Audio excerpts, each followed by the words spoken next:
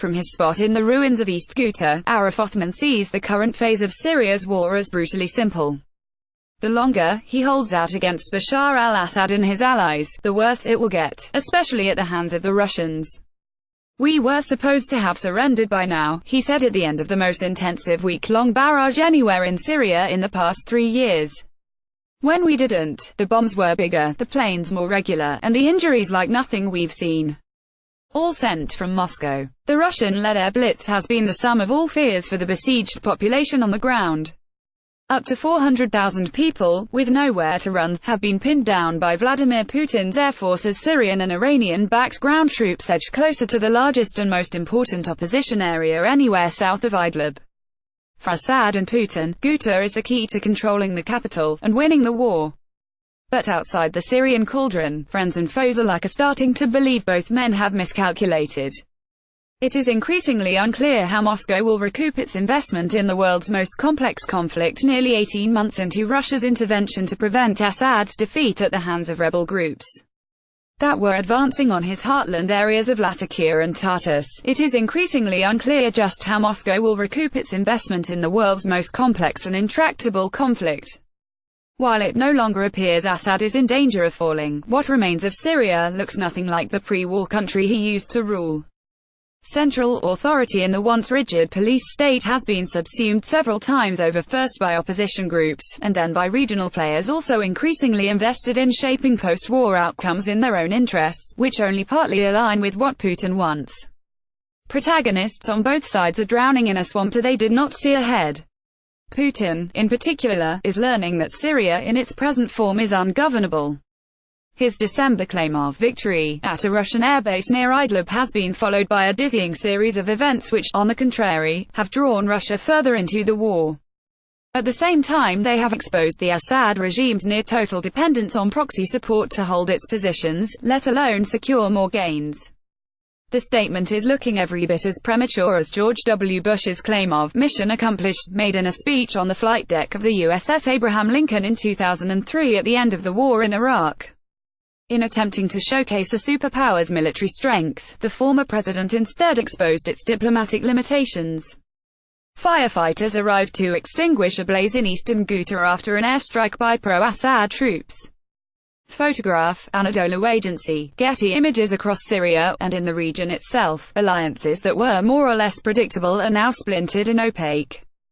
A chessboard once easy to read could now outwit a grandmaster of global geopolitics.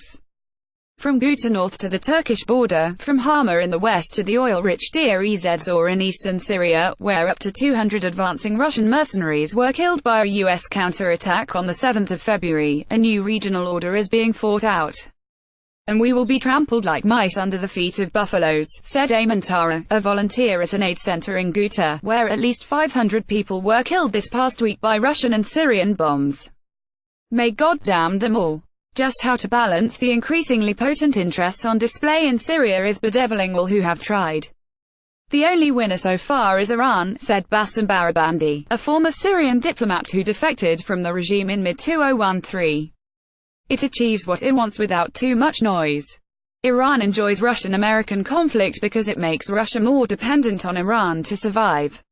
The clash between the US and Russian mercenaries sent to Syria was kept quiet by Moscow, which, in different circumstances, would have complained bitterly if 200 of its citizens had been killed by a rival power. For Putin to admit even that the men were there would have belied his claim of victory and withdrawal from a war that no longer needed him.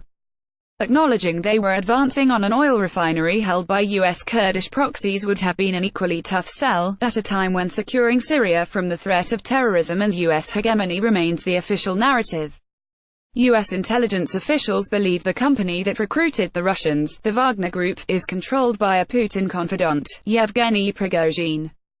Also staking its claim in Deir ez-Zor is Iran, with which Russia has partnered to ensure that what remains of the anti-Assad opposition can no longer win the war. Russian officials have complained to counterparts in Turkey that Iranian aims are increasingly at odds with their own. A senior Turkish diplomat told The Observer Moscow feels especially threatened by what it sees as Iran's determination to build a state security structure in Damascus modeled on its Revolutionary Guard Corps, the most powerful institution in Tehran 40 years after the Islamic Revolution. But how can they stop them? The diplomat said. Putin won't have it his own way from here. And we can see the Russians getting irritated by it. From mid-2016, Putin started to draw Turkey's Recep Tayyip Erdogan into an alliance with Iran which aimed to bring the war to an end on terms to Assad's benefit. The alliance was a death knell for an opposition that Turkey backed in the north. It culminated in a trilateral summit in Sochi last November, which was supposed to deliver a diplomatic victory that had eluded all others, and at the same time sideline a moribund UN-backed process. It was an embarrassing failure. Diplomacy has since collapsed and violence, first in Idlib and now in Ghouta, is nearing record levels. Turkey has reframed its involvement in the war, started to oust Assad but now aimed at keeping Kurds from controlling the Turkey-Syria border. Last month Turkey sent troops, an Arab militia, into the Syrian border enclave of Afrin to fight Kurdish militias. The move was quietly sanctioned by Moscow. But in the past week, forces loyal to Assad were allowed into Afrin to counter the Turks. Russia's position on this development is unclear. Russia always says it does not have the leverage on Assad the way the world thinks. This is true, said Barabandi. Iran has more influence on Assad. Put simply, Iran came to stay in all of Syria and to challenge the US by threatening Israel.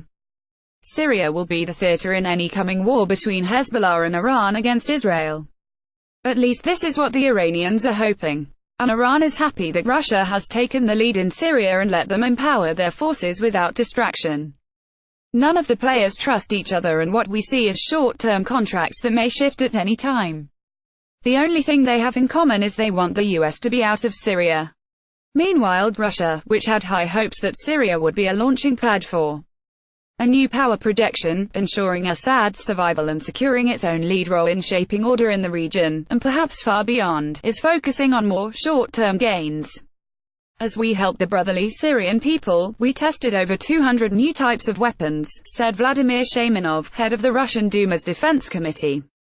Today our military-industrial complex made our army look in a way we can be proud of. With little to bank, Russia will continue to find its veto at the UN Security Council a potent tool. It has vetoed UN resolutions against Assad 11 times.